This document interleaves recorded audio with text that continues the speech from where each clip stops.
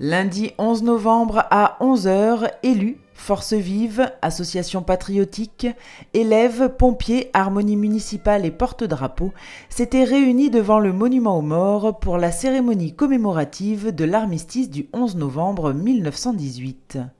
Pour l'occasion, Lionel Fournier, maire de Rombat, et Yves Calcagno, membre de l'Union nationale des combattants, ont déposé des gerbes de fleurs au monument aux morts devant une assemblée venue nombreuse.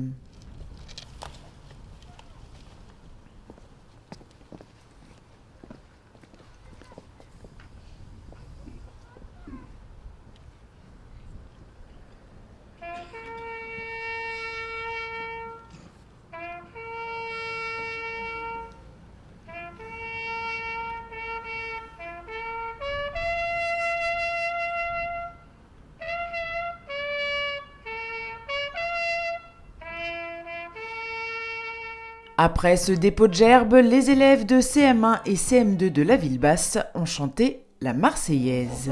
De la patrie, le jour de gloire est arrivé.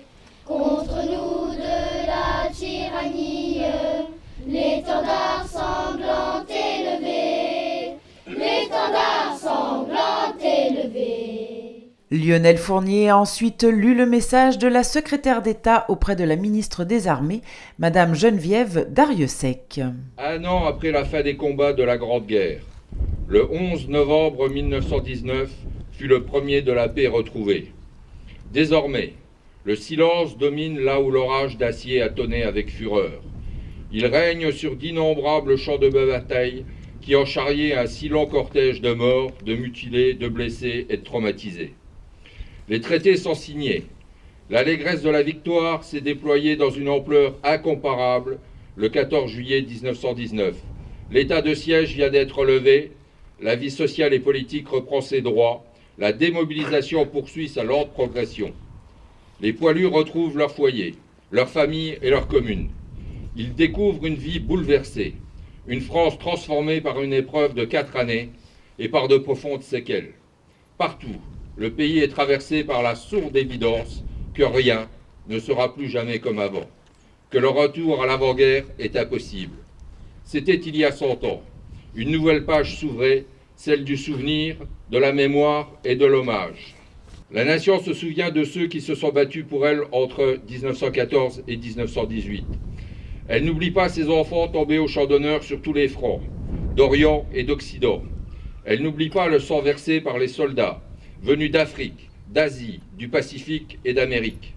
Elle salue toutes les nations alliées qui ont partagé le même combat.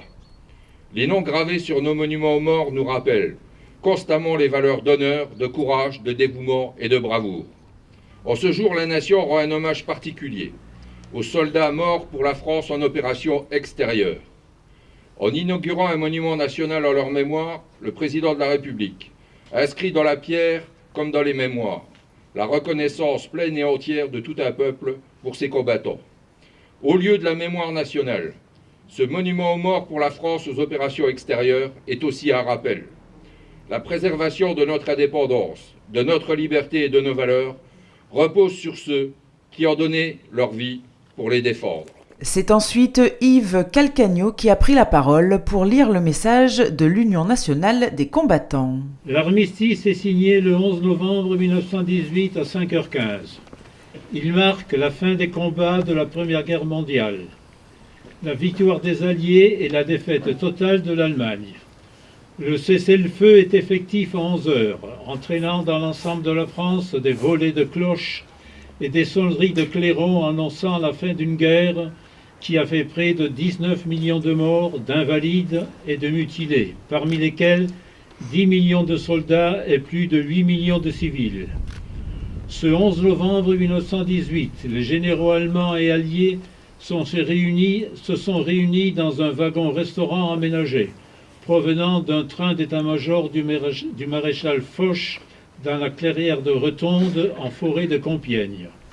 Plus tard, le 28 juin 1919, à Versailles, est signé le traité de paix qui met réellement fin à l'état de guerre, une guerre atroce. Le cortège, emmené par les pompiers, les jeunes sapeurs-pompiers et l'harmonie municipale La Concordia, s'est ensuite dirigé au centre Burgère.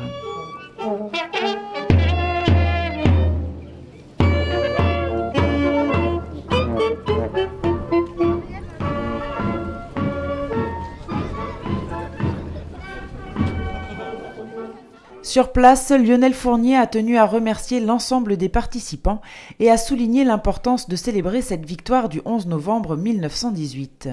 Mais il a surtout souhaité rendre un hommage particulier aux soldats morts en OPEX. Et vous savez que normalement, depuis 1963, c'est-à-dire les dates de guerre de décolonisation, il y a 547 hommes et 2 femmes, 549 soldats qui sont morts pour la France en opération extérieure. Ce coup de projecteur, c'est simplement pour rappeler qu'il y a des soldats qui se battent à l'extérieur de la France, au nom de la France pour la liberté. Cette cérémonie du souvenir s'est clôturée par le verre de l'amitié.